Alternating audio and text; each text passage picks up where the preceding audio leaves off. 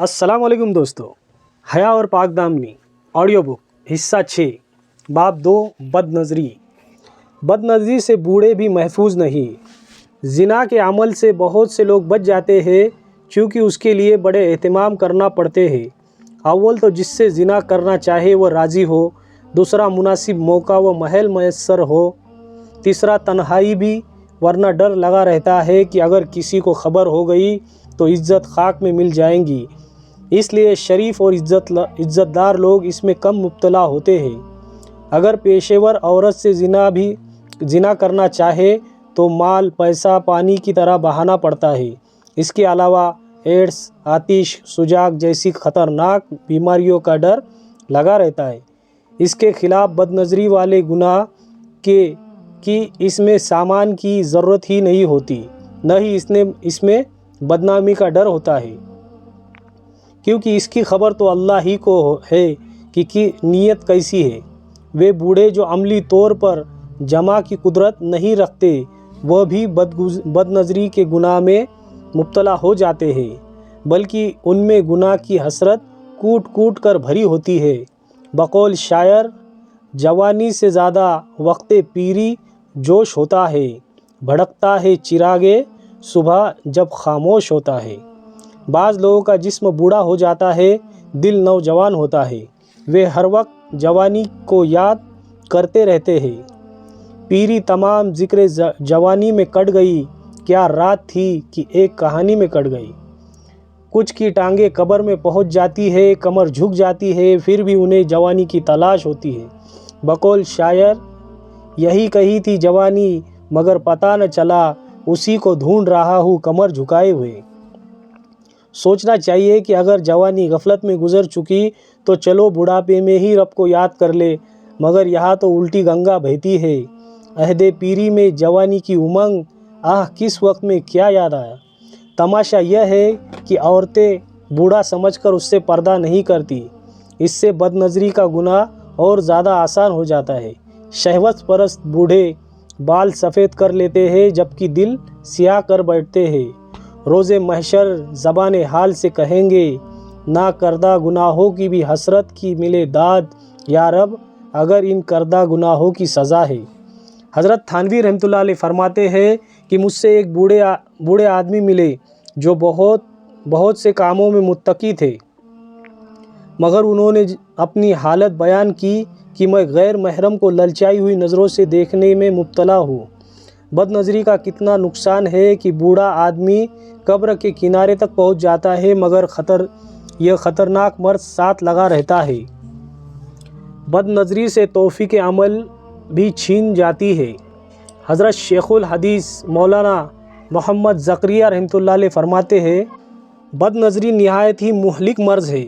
एक तजुर्बा तो मेरा भी अपने बहुत से अहबाब पर है कि ज़िक्र व शगल की इब्तिदा में लज्जत व शौक़ की कैफियत होती है, मगर बदनज़री की वजह से इबादत की हलावत और लज्जत फ़ना हो जाती है और उसके बाद धीरे धीरे इबादतों के छूटने का ज़रिया बन जाता है। मिसाल के तौर पर सेहतमंद नौजवान आदमी को बुखार आ जाए और उतरने का नाम ही न ले तो लागिरी और कमज़ोरी की वजह से उसके लिए चलना फिरना भी मुश्किल हो जाता है। कोई काम करने को दिल नहीं चाहता, बिस्तर पर पड़े रहने को दिल चाहता है। इसी तरह जिस आदमी को बदनज़री की बीमारी लग जाए वो बातिनी तौर पर कमज़ोर हो जाता है, नेक अमल करना उसके लिए मुश्किल हो जाता है। दूसरे लफ्ज़ों में उससे अमल की तौफ़ीक छीन जाती है। नेक काम करने की नीयत भी करता है तो बदनज़री की वजह से नीयत में फतूर आ जाता है।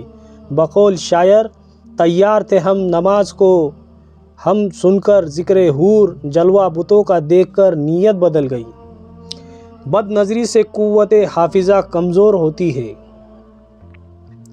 हज़रत मौलाना खलील अहमद रहमतुल्लाह अलैह फरमाया करते थे कि गैर महरम औरतों की तरफ या नौ उम्र लड़कों की तरफ शहवत की नज़र डालने से कुव्वत हाफिज़ा कमज़ोर हो जाती है। इसकी तस्दीक के लिए यह सबूत काफ़ी है कि बदनज़री करने वाले हाफिज़ को मंजिल याद नहीं रहती, और जो तालिब इल्म हिफ्ज़ कर रहे हैं उनके लिए सबक याद करना मुसीबत होता है। امام شافعی رحمۃ اللہ علیہ نے اپنے استاد امام وقی رحمۃ اللہ علیہ سے قوت حافظہ میں کمی کی شکایت کی تو انہوں نے گناہوں سے بچنے کی تلقین کی۔ امام شافعی رحمۃ اللہ علیہ نے اس گفتگو کو شعر کا جامہ پہناتے ہوئے فرمایا، میں نے امام وقی رحمۃ اللہ علیہ سے اپنے حافظے کی کمی کی شکایت کی۔ انہوں نے وصیت کی کہ اے طالب علم، گناہوں سے بچ جاؤ، کیونکہ علم اللہ تعالیٰ کا نور ہے اور اللہ تعالیٰ کا نور کسی گنہگار کو عطا نہیں کیا جاتا۔ کالج، یونیورسٹیوں اور مدرسوں کے پڑھنے والوں کے لیے اس میں عبرت کا سبق موجود ہے۔ بد نظری ذلت و خواری کا سبب ہے۔ شیخ واسطی رحمۃ اللہ علیہ فرمایا کرتے تھے کہ جب اللہ تعالیٰ کسی بندے کی ذلت و خواری چاہتا ہے تو اسے خوبصورت چہرے دیکھنے کی عادت میں مبتلا کر دیتے ہیں۔ اس سے معلوم ہوا کہ بد نظری ذلت و خواری کی بنیادی سبب بنتی ہے۔ جو خوش نصیب لوگ اپنی نگاہوں کو پست رکھتے ہیں وہ بڑی بڑی آفتوں اور مصیبتوں سے بچے رہتے ہیں۔ بقول میر تقی، اس عاشقی میں عزت سادات بھی گئی۔ مرزا غالب کہتے ہیں، عشق نے غالب نکما کر دیا، ورنہ ہم بھی آدمی تھے کام کے۔ بد نظری سے برکت ختم ہو جاتی ہے۔ بد نظری سے بد اثرات میں سے ایک یہ بھی ہے کہ انسان کی زندگی میں سے رزق میں سے اور وقت میں سے برکت اٹھا لی جاتی ہے۔ چھوٹے چھوٹے کام بڑے بڑے مسئلے بن جاتے ہیں۔ جس کام کی انسان کوشش کرے وہ ادھورا رہ جاتا ہے۔ ظاہر میں لگتا ہے کہ کام ہو جائے گا، مگر عین وقت پر ہوتے ہوتے رہ جاتا ہے اور پریشانی و پشیمانی کا سبب بنتا ہے۔ لوگ سمجھتے ہیں کہ کسی نے کچھ کر دیا، حالانکہ وہ اپنے نفس کی خباثت کی وجہ سے مصیبت میں مبتلا ہوتے ہیں۔ اپنی زبان سے اقرار کرتے ہیں کہ ایک وقت تھا کہ مٹی کو ہاتھ لگاتے تھے تو سونا بن جاتی تھی، اب سونے کو ہاتھ لگاؤ تو وہ بھی مٹی بن جاتا ہے۔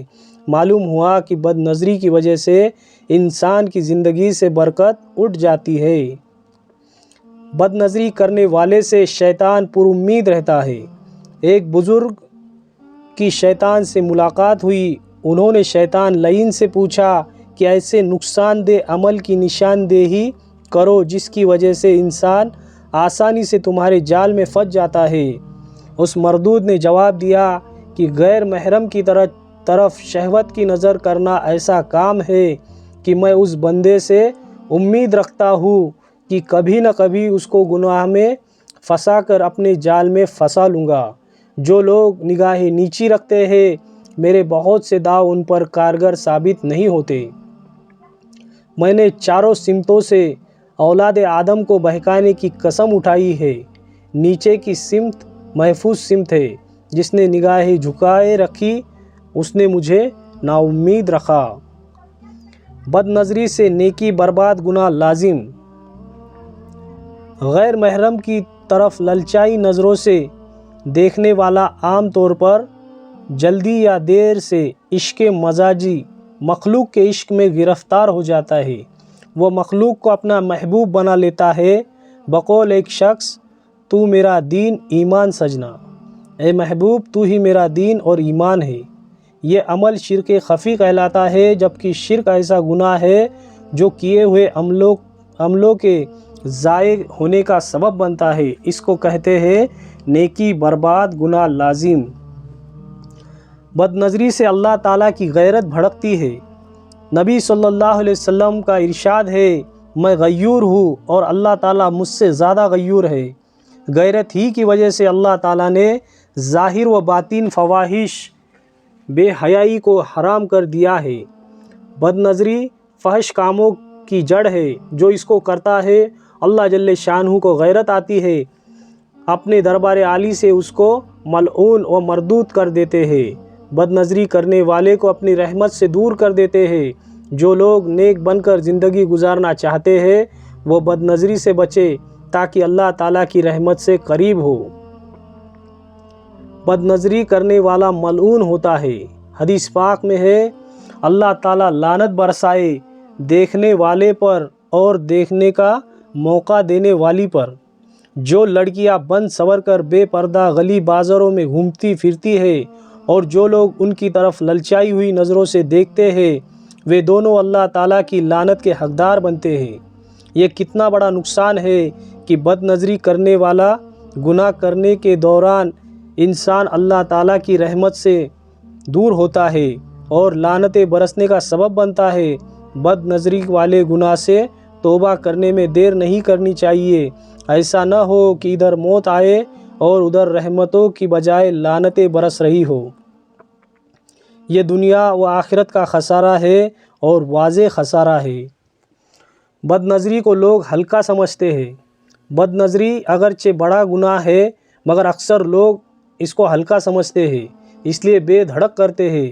یہ گناہ اول جوانی میں شہوت کے غلبے کی وجہ سے کیا جاتا ہے، پھر ایسا مرض اور روگ لگ جاتا ہے کہ قبر کے قریب پہنچنے تک نہیں جاتا، لہٰذا یہ گناہ ہلکا نہیں بلکہ یہ بڑی مصیبتوں میں سے ایک ہے۔ بد نظری سے بدمعاشی تک۔ حافظ ابن قیم رحمۃ اللہ علیہ فرماتے ہیں، حوادث کی ابتدا نظر سے ہوتی ہے، جیسا کہ آگ اور شعلوں کی ابتدا ایک چنگاری سے ہوتی ہے، اس لیے شرمگاہ کی حفاظت کے لیے نظر کی حفاظت ضروری ہے۔ جو لوگ بد نظری کرتے ہیں وہی بدمعاشی کرتے ہیں۔ جو لوگ اپنی نظر کو آزاد چھوڑ دیتے ہیں ان کی شرمگاہ بے قابو ہو جاتی ہے، پھر انسان کو فحش کام کرنے پر مجبور کر دیتی ہے۔ بس معلوم ہوا کہ آنکھ ابتدا کرتی ہے اور شرمگاہ انتہا کرتی ہے۔ بد نظری سے جسم میں بدبو۔ حضرت شیخ الحدیث مولانا محمد زکریا رحمۃ اللہ علیہ فرماتے ہیں، یہ تو مجرب آزمائی ہوئی چیز ہے کہ بد نظری سے کپڑوں میں تعفن یعنی بدبو پیدا ہو جاتی ہے۔ بد نظری کتنا مہلک مرض ہے کہ اس کا اثر فوری طور پر ظاہر ہوتا ہے، یہاں تک کہ جسم اور کپڑوں سے عجیب قسم کی مہلک بو آنے لگتی ہے۔ اس کے مقابلے میں جو لوگ اپنی نگاہوں کو پاکیزہ بنا لیتے ہیں اور پاک دامنی کی زندگی گزارتے ہیں ان کے جسموں سے خوشبو آتی ہے۔ حدیث پاک سے بھی اس مضمون کا ثبوت ملتا ہے۔ نبی صلی اللہ علیہ وسلم کے جسم اطہر سے اتنی خوشبو آتی تھی کہ صحابہ کرام رضی اللہ عنہم محسوس کر لیتے تھے کہ نبی علیہ السلام کس راستے سے گزرے ہیں۔ ایک روایت میں آیا ہے کہ سلیم رضی اللہ عنہا بچوں کے ذریعے نبی صلی اللہ علیہ وسلم کے پسینے کے قطرے شیشے میں جمع کروا لیتی تھی، پھر جب ان کو خوشبو میں ملاتی تھی تو خوشبو کی خوشبو میں اضافہ ہو جاتا تھا۔ یہ بڑی بات ہے، سیدنا صدیق اکبر رضی اللہ عنہ میں دیکھی گئی۔ سیدنا عمر فاروق رضی اللہ عنہ فرمایا کرتے تھے، ابو بکر کی خوشبو مشک کی خوشبو سے زیادہ اچھی تھی۔ اس سے معلوم ہوا کہ عفت و پاک دامنی کی زندگی گزارنے والے کے جسم میں خوشبو پیدا ہوتی ہے، جبکہ بد نگاہی اور بے حیائی کرنے والے کے جسم سے بدبو آتی ہے۔ یورپ و امریکہ کا سفر کرنے والے اس کا مشاہدہ کرتے ہیں کہ انگریز دیکھنے میں گورے چٹے ہوتے ہیں، کپڑے صاف ستھرے ہوتے ہیں، مگر جہاز میں ساتھ والی سیٹ پر بیٹھ جائے تو عجیب سی بدبو ان کے جسم سے آ رہی ہوتی ہے۔ اللہ تعالیٰ نے قرآن مجید میں فرمایا، بے شک مشرکین نجیس ہوتے ہیں۔ ساری دنیا جانتی ہے کہ گندگی میں بدبو ہوتی ہے اور زیادہ کچھ کہنے کی ضرورت نہیں۔ بد نظری کی نغد سزا۔ بد نظری کی ایک قسم یہ ہے کہ کسی کے مکان کے سوراخ کھڑکی یا دروازے سے دیکھا جائے۔ حدیث پاک میں اس پر سخت وعید آئی ہے، یہاں تک کہ گھر والے کو اختیار دیا گیا کہ جھانکنے والے کی آنکھ پھوڑ دے۔ نبی علیہ السلام نے ارشاد فرمایا، اگر کوئی بغیر اجازت تمہارے گھر میں جھانکے تو تم اس کو کنکری اٹھا کر مارو جس سے اس کی آنکھ پھوٹ جائے تو تم پر کوئی گناہ نہیں۔ بد نظری کی وجہ سے قرآن بھول گیا۔ امام جوزی رحمۃ اللہ علیہ اپنی کتاب تبلیس ابلیس میں لکھتے ہیں کہ ابو عبداللہ ابن عجلہ کہتے ہیں کہ میں کھڑا ہوا ایک خوبصورت عیسائی لڑکے کو دیکھ رہا تھا، اتنے میں ابو عبداللہ بلخی میرے سامنے سے گزرے۔ پوچھا کیسے کھڑے ہو؟ میں نے کہا، اے چچا، आप इस खूबसूरत चेहरे को देखते हैं, इसे किस तरह दोज़ख की आग में अज़ाब दिया जाएगा। उन्होंने दोनों हाथ मेरे कंधे के बीच मारे और कहा, बदनज़री का नतीजा तुम्हें मिलेगा अगरचे एक मुद्दत गुज़र जाए। मैंने 40 साल बाद इस गुनाह की नहुसत देखी कि कुरान मजीद मुझको याद न रहा। अबुल अदियान कहते हैं कि मैं अपने उस्ताद अबू बकर दक्काक के साथ जा रहा था। एक नौ उम्र लड़के के चेहरे पर मेरी ललचाई हुई नज़र पड़ी तो शेख ने फ़ौरन भाप लिया। फरमाया, तुम इसका नतीजा पाओगे। कुछ अरसे के बाद कुरान पाक भूल गया। वीडियो पसंद आए तो वीडियो को लाइक करें और ऐसे वीडियो देखने के लिए हमारे चैनल को सब्सक्राइब करें। जज़ाकल्लाहु खैर।